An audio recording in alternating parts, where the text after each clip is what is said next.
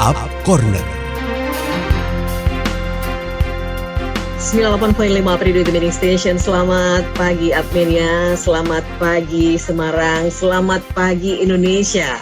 Apa kabar Anda hari ini? Kembali lagi saya Santi Rosalia di Up Corner.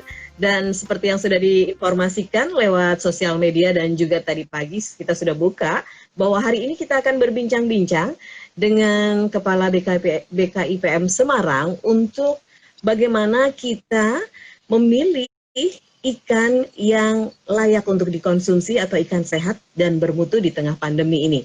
Sudah bersama Santi saat ini di Instagram Live Up Radio, ada Bapak Raden Gatot Perdana, API MPI. Selamat pagi Pak Gatot, apa kabar? Selamat pagi Ibu Santi, kabar baik. Iya, Pak Gatot sebetulnya Santi mau memanggil Pak Raden tapi tidak berkumis. Jadi Pak Gatot aja ya. Masih nggak boleh.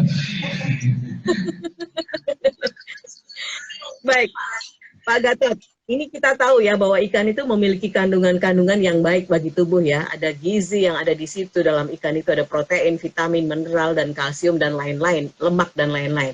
Nah Pak, ini di tengah pandemi seperti ini, harusnya kita memang mengkonsumsi makanan yang akan membuat kita lebih sehat untuk bisa memiliki daya tahan tubuh yang kuat begitu ya Pak Gatot ya.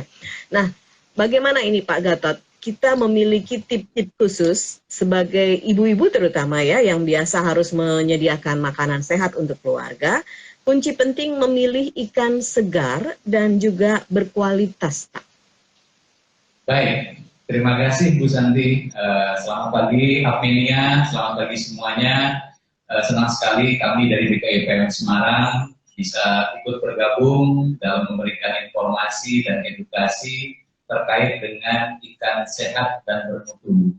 Nah, jadi ini adalah salah satu inovasi kami, di mana pada saat ini juga kebetulan sedang ada pandemi corona, dan tentu saja kami sangat mensupport bagaimana warga Jawa Tengah itu bisa lebih sehat, kuat, dan bebas dari paparan virus corona, Mbak Santi. Nah, tadi seperti yang disampaikan, bagaimana kita bisa memilih ikan yang berkualitas. Nah, ini jangan sampai kita salah memilih. Ya, jadi ikan banyak jenisnya, kemudian dan itu juga kita harus tahu bagaimana mutunya. Ya, nah, dan saya pikir warga masyarakat ataupun Apmenia sudah banyak mengenal ikan yang baik seperti apa. Tapi mari kita sama-sama kupas, sehingga jangan kita salah memilih ataupun mengkonsumsi ikan yang tidak layak. Nah, ini jangan sampai kita mengkonsumsi ikan yang kualitasnya rendah. Nah, karena apa? Karena tentu saja nilai gizi yang ada di ikan tersebut itu nanti tidak akan berdampak positif terhadap tubuh kita, terhadap kesehatan kita, dan bagaimana ikan itu bisa bermanfaat. Begitu. Nah, jadi kalau kita bisa lihat dari ikan yang kita pilih, kita sebagai ikan yang segar, kemudian warnanya yang cerah, kemudian matanya juga masih terlihat bening, ya, kemudian juga sisiknya yang bening, yang jernih, kemudian insangnya juga kita lihat. Jadi kita coba buka operkulumnya untuk insangnya. Oh, ternyata insangnya masih terlihat merah ya, merah dan hitam-hitaman. Dan coba kita juga mencium, Mbak Santi. Jangan sampai ikan udah terasa busuk ataupun kurang nyaman gitu ya. Tidak seperti layak ikan yang bau amis, memang bau amis ikan ya. Tapi juga ada yang mengarah ke pembusuk. Nah, harus kita coba cek juga dari penciuman kita. Kemudian, kalaupun misalkan kita lihat dari segi kulitnya kelihatannya seperti apa? Oh, ternyata masih bagus, masih normal. Kemudian kita tekan juga, itu ternyata dia bisa membalik. Nah, itu juga tandanya bahwa ikan tersebut masih kondisi berkualitas ataupun bermutu tinggi. Nah, inilah kita harus pilih. Nah, jangan sampai tadi kita salah memilih. Seperti itu, Mbak Sinta. Iya. Jadi ini yang pertama memang bau itu sudah beda ya Pak, kalau yang segar dengan yang kurang bagus atau tidak berkualitas. Betul, akan sangat terasa berbeda. Jadi ada sedikit ibaratnya kalau kita misalkan daging ataupun ikan ya, kalau sudah mulai menurun kualitasnya, maka ada proses pembusukan di situ, ada penguraian di situ. Nah, itu yang disebabkan bakteri, kemudian oleh enzim-enzim, sehingga penciumannya pun pasti akan terasa berbeda, ya, tidak seperti yang segar. Nah, itu perlu kita ketahui bersama. Dan saya pikir juga apabila sudah menurun kualitasnya, maka nutrisi ataupun vitamin, mineral itu pun sudah sangat menurun. Jadi berbeda dengan ikan segar. Baik, Pak. Ini berarti dari sisi bau itu kita sudah harus waspada. Kemudian tadi Bapak menyebut insannya juga sudah berubah warna tidak segar. Itu juga sudah tidak bermutu ya Pak ya. Kemudian apakah dari daging ini atau apa ya Pak, betul ya? Badan ikan itu ada perubahan Pak ketika itu bukan ikan yang layak dikonsumsi Pak? Iya. Tentu saja ada perubahan ya dari sisi daging, teksturnya juga berubah ya. Kemudian di situ ada berubah warna, kemudian dari penciuman ataupun dari baunya juga berubah ya. Dan kita bisa membandingkan antara yang fresh dan dengan yang daging yang sudah mulai rusak gitu ya. Itu bisa kita coba kita bandingkan. Tapi dari tampak luar saja itu bisa terlihat kok. Kalaupun misalkan sudah mulai menurun kualitasnya, tentunya maka dia sudah mulai memucat dari kulitnya, kemudian tadi juga sudah mulai menghitam ya, tidak merah segar. Kemudian matanya juga sudah mulai kurang, tidak seperti kalau segar itu bening ya. Kemudian juga cembung seperti itu. Nah, itu dari situ juga sudah kita lihat. Ya, jangan sampai kita apatis ataupun biarin yang penting ikan. Nah, jangan sampai. Betul. Karena apa? Bahaya mengkonsumsi ikan yang sudah sangat rendah kualitasnya itu terhadap kesehatan kita. Jangan sampai di situ sudah ada mulai histamin, senyawa kimia. Oh iya. Betul. Ya, bisa kita sakit, ya. Sampai akhirnya bisa diare, kemudian muntah-muntah dan sebagainya. Itu karena mengkonsumsi ikan yang sudah tidak layak. Jadi adanya bakteri ya Pak ya di ikan itu ya Pak ya, bukan vitamin lagi. Betul. Ya. Baik, ini ada langsung yang bertanya Pak lewat Instagram. Anin, apa ada dampak kalau apa dampak kalau kita tidak mengkonsumsi ikan Pak, tapi diganti dengan daging dan protein yang lain? Nah, silakan Pak. Baik. Nah, ini kita sekarang sudah merubah paradigma ataupun kebiasaan kita yang biasanya kita hanya mengkonsumsi daging, contoh daging ayam ataupun kambing. Ya. Sekarang kita mulai memberikan edukasi atau informasi bahwa ikan itu sangat bermanfaat, sangat memiliki nutrisi yang tinggi dan nilainya pun harganya pun terjangkau ya dibandingkan kalau daging kambing ataupun daging sapi seperti ikan ini berbagai jenisnya kita bisa memilih ikan-ikan dengan nilai yang bisa kita raih. Ya. Nah, tentu saja dari segi protein ikan ini kan memiliki protein hewani, kemudian ada beberapa mineral, vitamin yang sangat tinggi. Ini tentunya sangat bermanfaat untuk kecerdasan otak, kemudian untuk kesehatan kita, pertumbuhan, dan juga ikan ini bagi usia-usia yang lanjut itu tidak ada suatu pantangan dibandingkan kalau mesti daging kambing ataupun daging. Betul. Nah, karena apa? Karena dia tidak memiliki pengaruh atau dampak yang negatif. Contoh, Iya, iya. Om yang sudah berusia lanjut, dia meskipun mengkonsumsi ikan setiap hari tidak ada dampaknya, bahkan lebih bagus, lebih fresh badannya dibandingkan konsumsi daging kambing. Nah, mungkin sebagian orang tahu, wah daging kambing lebih enak misalkan dengan disate, digulung. Tapi coba deh, kalau seminggu 3 kali atau 4 kali, pasti akan terasa sesuatu di dalam tubuhnya ya. Apabila usianya yang sudah lanjut misalkan di atas over 6 ya, di atas 50 tahun, itu akan terasa sekali. Dibandingkan kalau mengkonsumsi ikan, Mbak Santi, setiap hari pun konsumsi ikan tidak masalah. Bahkan orang Jepang itu bisa usianya itu bisa panjang, bisa bebas dari penyakit, kemudian selalu bugar. Karena apa? Setiap hari konsumsi ikan.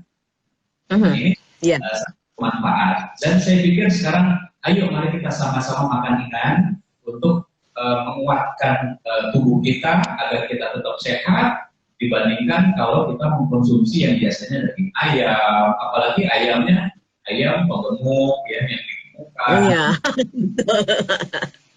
dan lain sebagainya. Ikan itu natural, dia dari hasil penangkapan di laut itu bebas dari segala macam yang namanya untuk ini ya, untuk bisa merangsang ya terhadap pertumbuhan dan sebagainya. Seperti itu, Mbak Santi. Iya, Pak Gatot, ini kan ikan macam-macam nih, banyak banget. Kalau Santi mah sukanya udang tuh yang besar gitu ya Pak ya. Nah ada nggak sih Pak ikan-ikan yang memang apakah semua ikan itu baik dikonsumsi atau ada ikan-ikan khusus yang secara mutu ini memang secara apa untuk usia baiknya ikan apa jenis-jenisnya gitu Pak Gatot? Kalau ikan ini secara general itu semua baik ya untuk dikonsumsi. Kecuali ada beberapa ikan yang tidak direkomendasikan. Contoh, kita kalau makan ikan bandeng setiap hari tidak ada masalah. Kita makan ikan nila setiap hari tidak ada masalah. Tapi ketika kita makan ikan buntal 1 kali saja tanpa dimasak dengan benar, maka itu akan meracuni tubuh kita. Ini mungkin kurang familiar ya ikan buntal, dan ada kadang-kadang ada durinya. Nah itu hanya koki-koki Jepang lah yang mampu untuk istilahnya memasak atau menghidangkan daging ikan buntal tersebut. Nah itu tidak direkomendasikan. Tapi kalau ikan yang lainnya seperti ada ikan-ikan yang dasar, misalkan contoh kakap, kemudian baronang, ikan tuna yang notabene kita dengan sashiminya itu bahkan sangat baik, segar, fresh, daging segar tanpa diolah. Saya dan keluarga itu ikan segar tersebut, ikan sashimi namanya ya, yang sudah diselai kemudian dengan menggunakan itu malah baik. Dan saya pikir semua jenis ikan baik, ya. Tidak ada. Baik Pak Gatot, ini sudah ada yang bertanya lagi dari Saud. Kita seringnya beli ikan di penjual yang lewat depan rumah Bapak. Gimana cara mengecek ikan itu segar atau tidak? Terima kasih. Ini berarti kalau penjual ikan itu kan kadang-kadang dikasih es atau enggak malah Pak, sudah pakai plastik itu Pak ya? Betul. Memang sebaiknya kita membeli ikan itu posisi ikan yang mata rantai atau dia terjaga ya kondisinya ya. Misalkan freezer ataupun ada es di situ, itu akan lebih baik dibandingkan kalau tidak menggunakan pendingin. Kenapa? Karena dengan menggunakan es atau freezer, maka tadi bakteri untuk mengurai itu tidak berlangsung. Kemudian enzim-enzim pengurai juga tidak berlangsung, sehingga kondisi ikannya masih tetap berkualitas dibandingkan kalau ikan yang tanpa menggunakan pendingin ya. Tapi kalau kelihatannya ikan memang masih bagus, saya pikir tidak ada masalah. Misalkan baru datang tadi pagi dari TPI ya, pelelangan ikan, didistribusikan oleh penjual pedagang ya. Nah itu saya pikir masih memungkinkan ya, masih baik untuk dikonsumsi. Dan kita juga bisa mengeceknya kembali seperti yang tadi di awal kami sampaikan. Oke. Jadi tetap saja ya Pak ya, walaupun itu sudah disajikan dalam bentuk apapun, kalau belum dimasak, kita ngecek dulu ya.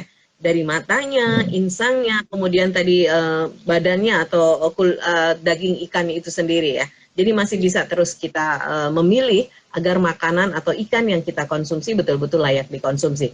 Pak, ini sudah ada yang bertanya dari 878 333 400 lewat WA ini Pak. Pak, mitos atau fakta sih Pak, kalau makan ikan terus-menerus itu bisa cacingan? Dari Ibu Rani. Terima kasih Ibu Rani. Ini Pak Gatot, ini harus mensosialisasikan betul nih Pak. Mitos atau fakta Pak itu Pak? Jadi tidak, saya pikir itu sesuatu yang tidak bisa dipertanggungjawabkan informasinya. Iya. Hoax berarti ya Pak ya. Karena coba bisa dibayangkan orang Jepang satu hari tidak makan ikan sesuatu yang janggal. Apakah orang Jepang seperti cacingan? Gitu. Atau saya bisa dikatakan rutin mengkonsumsi ikan dan sampai saat ini saya namanya cacingan. Itu mitos yang tidak bisa dipertanggungjawabkan. Iya, betul. Mari kita sama-sama makan ikan agar sehat, kuat, dan cerdas. Seperti itu untuk anak-anak balita, untuk anak-anak usia dini, dan usia-usia lanjut itu sangat baik mengkonsumsi ikan. Jadi nggak usah khawatir, itu mitos ya. Harus kita buang jauh-jauh. Bu Rani ini ada-ada saja ini. Ibu tinggalan dari siapa Bu pesannya? Kemudian ada Pak David sekarang nih Pak. Pak, gimana membedakan ikan fresh dan ikan tiren? Ada Pak ikan tiren? Membedakan antara ikan fresh dan ikan tiren Pak? Ikan tiren mungkin ya, nanti kemarin. Ikan fresh dengan ikan tiren itu gimana ya maksudnya ya? Apakah yang sudah yang sudah disimpan atau gimana? Saya kok kurang paham juga nih. Membedakan ikan fresh dan ikan tiren, Pak. Jadi mungkin yang membedakan ikan fresh dan ikan yang tidak fresh kali ya, atau yang sudah sudah disimpan dalam waktu yang cukup lama ya. Jadi sebaiknya ya kita tadi melihat dengan seksama terhadap kondisi ikannya tersebut ya. Meskipun ikan itu disimpan dalam waktu yang cukup lama, apabila ikan tersebut misalkan dimasukkan ke dalam pendingin atau freezer yang terjaga suhunya sehingga ikan tersebut tetap kualitasnya tetap baik, itu tidak ada masalah ya. Jadi kita dalam hal ini BKIPM Semarang itu kita melakukan inspeksi terhadap unit pengolahan ikan yang melakukan ekspor maupun impor dari luar negeri. Nah, mereka rata-rata cold storage, Mbak. Dan cold storage itu tidak tanggung-tanggung bisa menyimpan dalam suhu yang di bawah sangat rendah ya, sampai minus 50 ya, sampai minus 60. Nah, itu bisa bertahun-tahun itu terjaga kualitas ikan tersebut. Karena apa? Karena tidak ada reaksi, tidak ada pembusukan, tidak ada penurunan kualitas karena dengan suhu yang rendah tadi. Tapi dibandingkan kalau kita hanya menyimpan begitu saja, maka proses penguraian pembusukan itu akan berlangsung sehingga kualitasnya akan cepat menurun seperti itu. Ya kita tadi saja. Baik, Pak Gatot ini disampaikan ikan tiren itu ikan yang mati sendiri karena sakit katanya Pak. Oke, ya. Jadi kita bisa sampaikan bahwa ikan ini unik, Mbak Santi.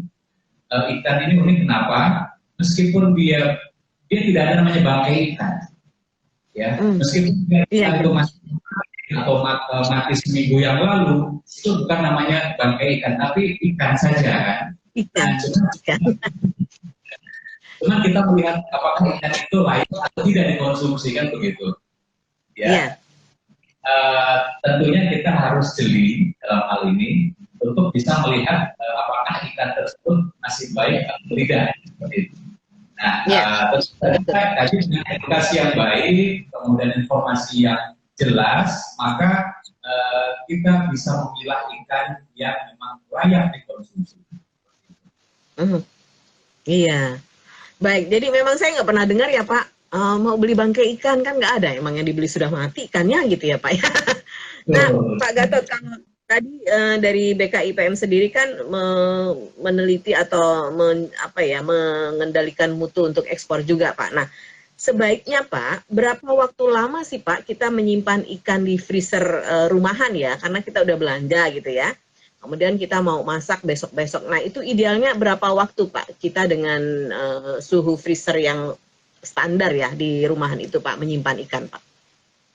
Baik, kalau kita lihat freezer rumahan itu paling tidak sampai -5 seperti itu ya.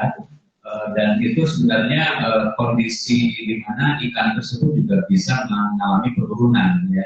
Jadi tentu saja tidak bisa bertahan lama. Seperti ikan halnya disimpan di cold storage dengan -50 Celcius ya. Ya kalau saya perhatikan ya kan, kadang saya juga suka nyimpan ya di freezer. Itu paling tidak maksimal 1 bulan seperti itu ya, maksimal itu kita harus sudah mulai kita olah ya, jangan sampai disimpan terlalu lama ya. Jadi karena apa? Karena suhunya itu tidak terlampau rendah yang dari freezer gitu. Itu tetap masih ada proses penurunan terhadap kualitas tersebut gitu. Nah, ini mungkin bisa menjadi referensi pada teman-teman, jangan juga terlampau lama di freezer di rumah ya, harus segera diolah, harus segera dimasak ya, sehingga kita memenuhi standar kualitas mutu ikan untuk bisa kita konsumsi. Iya, jadi penting banget ya Pak, bagaimana menjaga kualitas mutu dari ikan yang akan kita konsumsi bersama dengan keluarga ini. Ada Lia nih, mau tanya Pak, jenis ikan yang boleh dikonsumsi itu apa saja selain yang sudah familiar selama ini, seperti bandeng, bawal, mujair, dan lain-lain. Mujair. Iya. Jadi ikan ini sangat banyak jenisnya, dan kita salah satu negara yang memiliki variasi atau varian ikan yang sangat banyak. Dan kita sangat harus bersyukur Mbak Santi. Jadi semuanya ada di kita. Kecuali ikan-ikan Atlantik yang notabene dia di suhu yang dingin ataupun yang dalam ya. Itu kan hanya 1-2 saja jenisnya. Seperti contoh ada kepiting Atlantik yang besar-besar, kalau kita lihat di TV, itu kita tidak punya karena kita kan tropis ya, tidak suhu dingin seperti itu. Nah, menurut hemat kami semua jenis ikan bisa kita konsumsi, baik untuk kita konsumsi, baik itu ikan laut maupun ikan tawar. Cuma ada sedikit perbedaan. Ikan laut omega 3-nya itu yang menjadi memperkaya ya terhadap kesehatan tubuh kita seperti itu dibandingkan ikan air tawar. Tapi ikan tawar itu memiliki manfaat yang tinggi juga. Jadi kalau ada ikan air tawar nggak apa-apa kita konsumsi ikannya. Lebih bagus kalau misalkan kita bisa memilih ikan air laut, ya lebih bagus karena ada omega 3 di situ. Ya. Iya benar-benar. Ya, untuk ikan air tawar, mau nila, mujair, gurami, tawes, nilem, itu semua bagus. Kemudian ikan air laut pun sama, mau bandeng, tuna, tenggiri, cakalang, kemudian ikan kakap, kerapu. Kerapu kita tiap hari ekspor loh Mbak Santi dari Indonesia. Ya. Kemudian kakap kita ekspor setiap hari ke Australia. Kalau dari Bali, dari Jakarta. Kalau dari Jawa Tengah ini kita ekspor itu ke Singapura, Taiwan, dan Thailand. Nah ini ekspor itu ya. Jadi kita bahkan ekspor. Makanya kita jangan sampai kalah dengan orang-orang luar negeri. Ya, betul. Ya wajib harus banyak mengkonsumsi ikan biar sehat ya. Gitu. Jadi jangan diekspor semua ikannya ya Pak ya. Makanya kita harus cinta dan suka makan ikan. Nah itu penting. Reza sekarang Pak, ini kayaknya rame banget nih Pak. Pertanyaan bertubi-tubi ini soal memilih ikan yang segar untuk dikonsumsi. Pak, di masa pandemi ini bagaimana untuk prosedur para nelayan yang ingin karantina ikan, Pak, dari BKIPM, Pak? Prosedurnya, Pak. Ya. Jadi tidak ada perbedaan, cuman kita kan sekarang harus melaksanakan protokol kesehatan ya Mbak Santi, itu tetap kita harus laksanakan, menjaga agar kita tetap sehat, agar terhindar dari COVID-19. Tapi kalau secara prosedur ataupun dari segi pengiriman, persyaratan itu tetap sama, tidak ada pembedaan. Nah, hanya sekarang sedikit kita memberikan kemudahan dalam hal inspeksi ataupun surveillance, kita bisa saja dengan menggunakan virtual seperti itu. Nah, kemudian meyakini bahwa ikan yang diekspor itu sesuai, baik itu jumlah, jenis maupun ukuran. Nah, itu kita bisa secara langsung melalui baik virtual seperti itu. Kemudian dari nelayan, misalkan penangkap ikan, nah, kemudian masuk ke supplier juga seperti biasa kita sertifikasi, ya, agar ikannya mutunya, kemudian fasilitasnya juga mendukung terhadap ikannya tersebut sehingga tidak membawa penyakit, tetap baik kualitasnya. Tetap kita melakukan surveillance terhadap supplier ataupun penanggung. Nah, begitu juga dengan eksportir. Sampai kadang-kadang saya harus keluar daerah ke Rembang ataupun ke Pekalongan, ya. Tidak ada masalah. Dengan pandemi ini kita tetap melakukan pelayanan kepada stakeholder gitu, Mas Andi. Jadi nggak usah khawatir. Gitu. Baik, ini masih nyambung pertanyaannya Mas Reza. Ada biayanya nggak, Pak? Berapa biayanya? Mohon informasinya.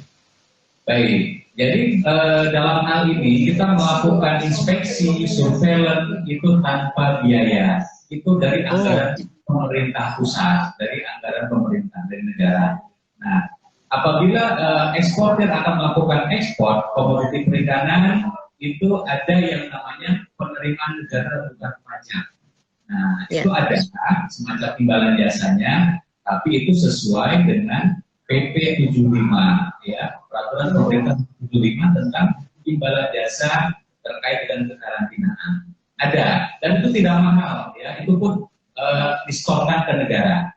Jadi selama ini eksportir ataupun para pengirim domestik itu mereka seperti biasa, dan direkomendasikan atau selama ini itu mereka dengan menggunakan e-payment, ya, dengan tidak cash, ya, menggunakan yang namanya dengan menggunakan e-payment, ya, e-banking, ya. Betul. Langsung ke Kementerian Keuangan. Seperti itu, Mbak Santi. Jadi tidak usah khawatir Mas Reza ya, semua proses ini dilakukan secara profesional dan ini memang sebuah kebijakan dari negara bagaimana bermutu dan berkualitas itu yang akan dikonsumsi oleh masyarakat juga soalnya ya Pak Gatot ya. Betul sekali. Iya. Nah ini ada fitnah sekarang, kalau di pasar ada yang ketahuan jual ikan tidak sehat, apakah kami bisa melaporkan ke BKIPM atau kemana Pak agar ikannya bisa dicek gitu? Nah ini kami juga proaktif nih Mbak Santi dan Mbak Vita ya, kita proaktif ke pasar-pasar tradisional, pada pasar dan kita melakukan pengujian ya secara periodik. Biasanya kita dengan menggandeng Badan POM, kemudian juga dengan Dinas Perdagangan, kita melakukan inspeksi bersama. Nah, disitulah nanti kita bisa ketahui bahwa ikan-ikan yang ada di pasar Hulu, misalkan, atau di pasar Kobong, kondisinya seperti apa, dan biasanya nanti kita akan mengeluarkan hasil dari pengujian yang kita lakukan. Nah, itu sebagai rekomendasi. Itu berapa lama, Pak? Ya. Itu waktu berapa lama, Pak Gatot? Untuk hasil pengujian bisa di-share? Pengujiannya tergantung apakah itu jenis parasit ataupun bakteri ataupun virus. Justru yang lebih cepat itu adalah parasit dan virus. Ya, parasit itu bisa di dalam waktu hanya 1 jam. Kemudian virus itu hanya sekitar 4-5 jam dengan menggunakan real time PCR juga loh Mbak Santi, sama seperti kalau COVID. Virus COVID-19 ya? Oh iya. Primernya berbeda. Ya, jadi primernya kalau untuk yang kita itu untuk penyakit-penyakit ikan ya seperti yang namanya Polyherpes virus, kemudian white spot syndrome virus, ya seperti itu. Nah itu sama, pengujiannya hampir sama. Kemudian bakteri ini yang perlu kita tumbuhkan dulu. Nah ini agak sedikit memerlukan waktu sekitar 3-4 hari. Oke, baik. Dan bisa ya, memang BKIPM proaktif ke pasar-pasar, tapi mungkin masyarakat yang menemukan ini bisa memberikan informasi juga ya, Pak Gatot ya? Bisa, sangat bisa sekali, baik itu ke BKIPM, ataupun ke BPOM, ataupun ke Dinas Perdagangan. Nanti biasanya kita akan saling berkomunikasi, seperti itu, Mbak Sandi. Baik, dan silakan kalau Anda mungkin ya yang mengetahui itu bisa ke BKIPM di Jalan Suratmo sekarang ya Pak. Kalau dulu di Pelabuhan ya Pak ya? Betul, dulu kita sering masuk berganti. Alhamdulillah sekarang kita sudah bebas Prof, karena kita udah di atas sendiri. Kita semangat kelihatan dari sini, dari kantor. Gitu ya Pak ya. Baik, ini ada BKIPM Mataram menyimak katanya Pak. Wah, terima kasih teman-teman dari BKIPM Mataram. Selamat siang juga. Selamat siang, BKIPM Mataram. Ya. Oke, baik Pak Gatot. Ini masih ada pertanyaan lagi dari Riri Semarang dari lewat WA. Mau tanya Pak, berapa kali dalam sebulan BKIPM itu melakukan pengecekan di pasar-pasar ikan Pak? Nah, ini kita bisa sampai 4 kali ya. Dalam setahun ya. 4 kali dalam setahun minimal. 4 kali ya. Okay. Ya, jadi paling tidak ya sekitar 2 bulan sampai 3 bulan sekali ya. Karena memang utama kita sebenarnya untuk pengeluaran untuk pemasukan, ya, untuk ekspor maupun domestik. Tapi kalau untuk yang dari pasar-pasar rakyat modern itu adalah tugas tambahan kami terkait dengan Impres 01 Germas, Gerakan Masyarakat Sehat. Nah itu adalah wujud dari implementasi tugas kami di Impres 01. Nah itu tidak 2 bulan sekali seperti itu. Ya, ini mungkin masyarakat sudah semakin sadar dan juga waspada ya Pak, karena pasar ini ternyata menjadikan salah satu klaster penularan COVID-19 ini ya Pak ya. Jadi bagaimana ini jenis ikannya atau produk yang dijual, apakah safe, apakah juga aman dan sehat gitu ya Pak ya. Baik. Ada pertanyaan lagi nih dari Pak Saud yang masih penasaran. Ikan laut kandungan protein dan mineralnya kan tinggi Pak, sangat bagus. Tapi di sisi lain kolesterolnya juga tinggi. Ikan yang aman yang mana sih Pak? Jadi yang tinggi itu kolesterol baik Mbak Santi, tidak ada masalah ya. Dibanding kalau kita makan dari kambing, wah itu kolesterol itu yang tinggi, yang jahatnya yang tinggi. Tapi kalau ikan laut, insya Allah ya kita hindar dari kolesterol jahat ya. Jadi justru kolesterol baiklah yang ada di ikan-ikan laut. Jadi nggak usah khawatir. Ayo mari kita sama-sama makan ikan gitu. Ya. Nah Pak, benar nggak sih Pak kalau makan udang itu harus dengan kulitnya? Benar nggak itu Pak? Sebenarnya nggak juga ya. Tergantung nggak juga ya. Kulitnya monggo, tapi kayaknya kalau dengan kulitnya kayaknya kurang nyaman deh makan ikan ya. Benar Pak, kan sakit di mulut Pak. Saya suka, soalnya suka udang. Lebih senang nggak pakai kulitnya Mbak Sandi. Oh, oke. Ya, jadi sebenarnya nggak masalah meskipun tanpa kulit ataupun dengan kulit. Saya pikir malah lebih nyaman apabila tanpa kulit. Ya. Oke, baik.